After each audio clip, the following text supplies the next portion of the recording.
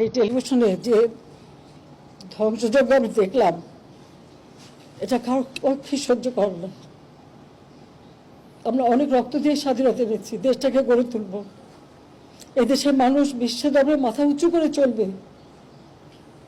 আর আজকে সেখানে কি হলো?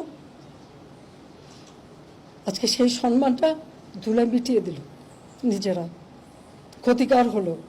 আমি জানি না যারা এই সন্ত্রাসীর সঙ্গে জড়িত তাদের কিছু আসে যায় না, কিন্তু সাধারণ মানুষ, তাদের মান সম্মান কোথায় থাকবে?